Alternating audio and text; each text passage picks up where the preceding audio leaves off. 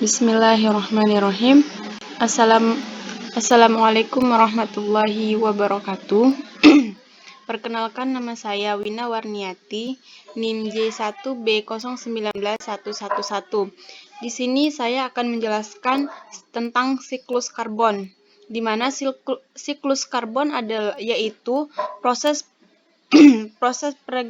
pergerakan karbon dari satu area ke area lain.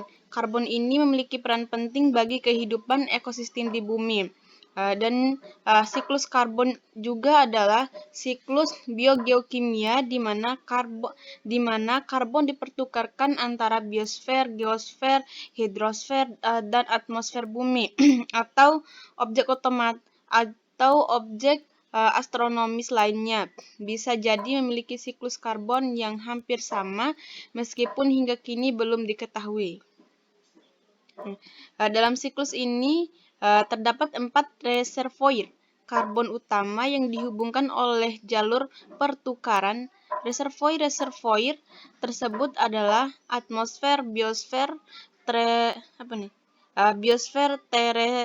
terestrial, atau biasanya termaksud pula freshwater system dan material non-hayati organik seperti karbon tanah atau soil carbon laut, atau termaksud karbon anorganik terlarut dan biota hayati dan non-hayati, dan sedimen atau bahan bakar fosil.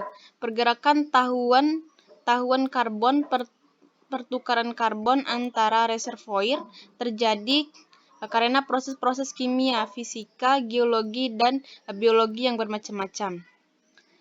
Lautan mengandung kolom aktif karbon terbesar dekat pertukaran bumi, namun demikian, laut dalam bagian kolam ini mengalami pertukaran yang lambat di atmosfer. Dan kita akan melihat bagaimana siklus karbon. Ini sudah ada gambar dan skema dari siklus karbon, di mana di atmosfer ini terdapat 0,03%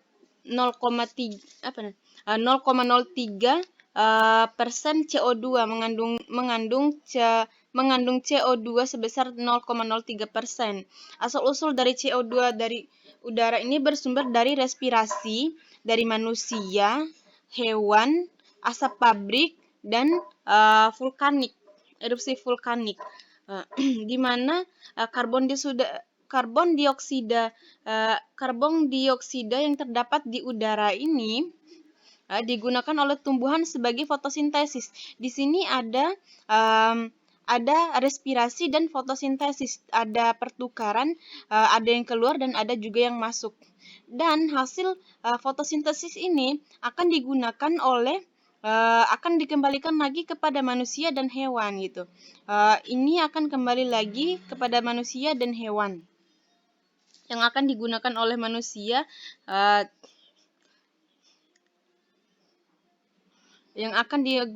manusia sebagai respirasi atau respiration. Hewan serta tumbuhan, hewan, manusia dan tumbuhan nantinya akan mati, dan ketika mati mereka akan diurai oleh bakteri dan dekomposer. Di sini bakteri ini berperan sebagai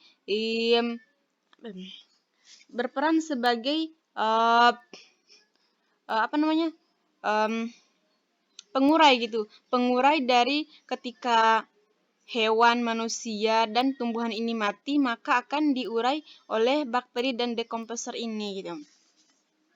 Dan dekomposer ini kemudian akan menjadi senyawa atau bahan bakar fosil, dan bahan bakar fosil ini akan kembali lagi ke atmosfer. Gitu.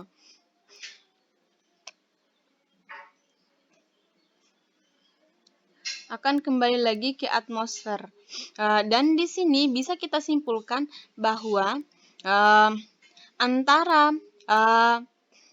antara manusia, hewan, tumbuhan, dan lain-lain ini memiliki satu keterikatan yang sangat penting gitu.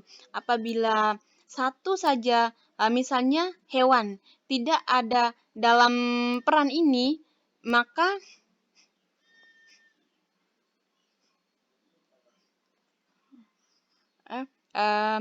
misalnya gitu, misalnya salah satu dari komponen ini hilang, maka perjalanan dari siklus karbon ini tidak akan berjalan gitu, tidak akan pernah berjalan.